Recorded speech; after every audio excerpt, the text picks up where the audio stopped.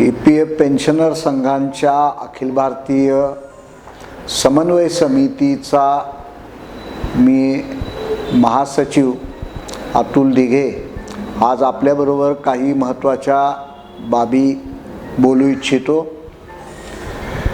2009-10 सालापासून सुरू झालेल्या पेन्शनर चळवळीचा एकत्रीकरणाची जी प्रक्रिया चालली तिचं पहिलं राष्ट्रीय अधिवेशन दिल्ली येथे 2012 सालात घेतलं गेलं आणि या परिषदेमध्ये देशभरातल्या पेन्शनर संघटनांनी एकत्रित येऊन मागण्या कोणत्या असाव्यात यासंबंधीचा विचार करून निर्णय केला। यानंतर सतत संघर्ष समन्वय समितीच्या माध्यमातून चालला आहे आणि ह्या संघर्षातून काही छोटे मोठे हक्क आपण मिळवून घेतले असले तरी फार मोठ्या प्रमाणात पेन्शनरांचा प्रश्न सोडवणं शक्य झालेलं नाही आहे। याला मुख्यतः या देशातील केंद्र सरकारची भूमिका जबाबदार आहे।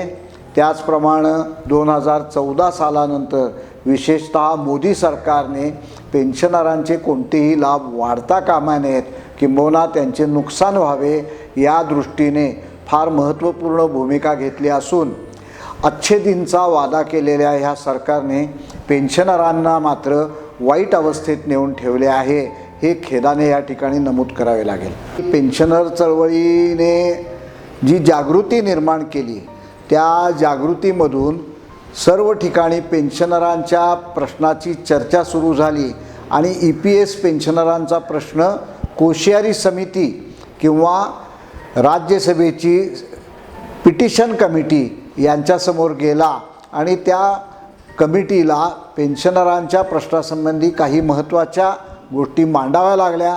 त्यामध्ये पेन्शनरना महागाई भत्ता दिला पाहिजे आणि त्यासाठी आवश्यक तर पैशाची व्यवस्था केंद्र सरकारने केली पाहिजे अशा एकमताच्या महत्त्वाच्या शिफारसी या कमिटीने दिल्या आणि 14 सालामध्ये निवडणुकीपूर्वी भाजपच्या जबाबदार नेत्यांनी पेन्शनरांना आम्ही 90 दिवसात हे लागू करू असे आश्वासनसुद्धा दिले। परंतु सत्तेत आल्यानंतर नरेंद्र मोदी सरकारने पेन्शन स्कीममध्ये जे बदल केले ते बदल हे पेन्शनरांच्या विरोधातले बदल होते। यामध्ये एक महत्त्वाचा बदल त्यांनी केला, पेन्शनच्या हिशोबाची पद्धत त्यांनी बदलली। ही पद्धत बदलत असताना प्रोराटा सिस्टीम म्हणजे सप्टेंबर 14 पूर्वीची पेन्शन 6500 वर हिशोब करायचा, सप्टेंबर 14 नंतरच्या पेन्शनचा 15000 वर हिशोब करायचा आणि या दोन्हीची बेरीज करायची अशी नवीनच योजना त्यांनी केली। यातून सप्टेंबर 14 नंतर निवृत्त झालेल्या पेन्शनरांचे सुमारे 2500 रुपयाचं दरमहा वैयक्तिक नुकसान मोदी सरकारनं केलं।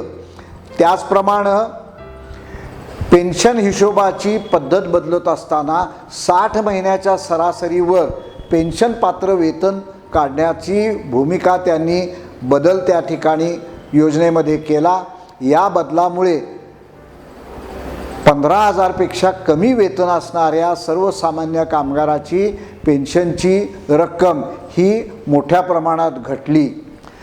पूर्ण वेतनावर पेन्शन देण्याची योजना जी होती ती योजनाच उद्ध्वस्त करण्याचं धोरण त्यांनी घेतलं आणि 11-3 हा जुना नियम रद्द करून 11-4 हा नवा नियम आणला।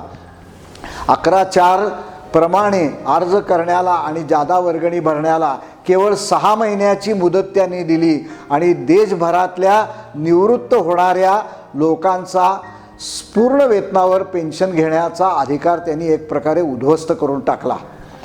ह्या सर्व बदलांच्या विरोधात आपल्या समन्वय समितीपैकी केरळच्या सहकार्याने केरळ हायकोर्टात याचिका दाखल केली।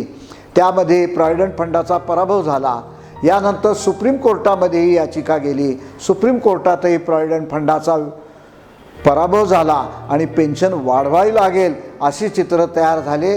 तेव्हा मोदी सरकार, युनियन ऑफ इंडिया म्हणजे भारतीय संघराज्य आणि त्याच्या वतीने मोदी सरकार हे सुप्रीम कोर्टात गेले आणि त्यांनी ह्या अंमलबजावणीला स्थगिती घेतली आणि त्याचा अलीकडच्या काळात जो निर्णय झाला त्यामध्ये मोदी सरकारने केलेले योजनेतले बदल हे सुप्रीम कोर्टाने उचलून धरले असल्यामुळे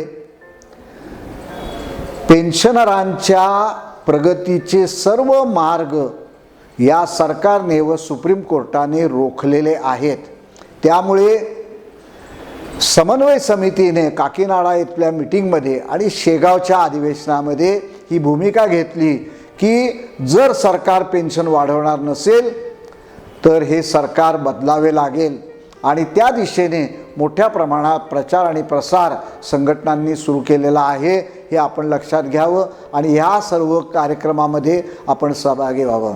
देशामध्ये 70 लाखपेक्षा जास्त संख्येला असणाऱ्या या पेन्शनरांनी आपल्या उमेदीच्या काळामध्ये कष्ट करून या देशाची प्रगती केली. त्या प्रगतीमधला कोणताही वाटा द्यायला जर सरकार तयार नसेल तर हे या सरकारला सत्तेत राहण्याचा अधिकार राहणार नाही, अशी स्पष्ट भूमिका समन्वय समितीने घेतली आहे. आपणही जागे व्हा, या चळवळीमध्ये सहभागी व्हा. आपण ठरवले तर पेन्शनरांचे जिणे हाल अपेष्टांचे करणारे सरकार आपण नक्की बदलू शकतो. जे नवीन सरकार येईल त्या नवीन सरकारला पेन्शनरांचा प्रश्न विचारात घ्यावाच लागेल. या उमेदीने आणि विश्वासाने आपण यात सहभागी झाले पाहिजे अशी मी तुम्हाला विनंती करतो आणि या ठिकाणी थांबतो. पेन्शनर एकजुटीचा विजय असो ही घोषणा आपण आता प्रमुख घोषणा केली पाहिजे. कोणीही एक पुढारी आमचे प्रश्न सोडवू शकत नाही, कोणीही एक संघटना आमचे प्रश्न सोडवू शकत नाही. वास्तव जाणा आणि संघर्ष उभा करा या भूमिकेने सर्व संघटनांनी एकत्र यावे व पेन्शनरांच्या प्रश्नाकरता काम करावे असे आवाहनही मी या ठिकाणी अखिल भारतीय समन्वय समितीच्या वतीने करत आहे.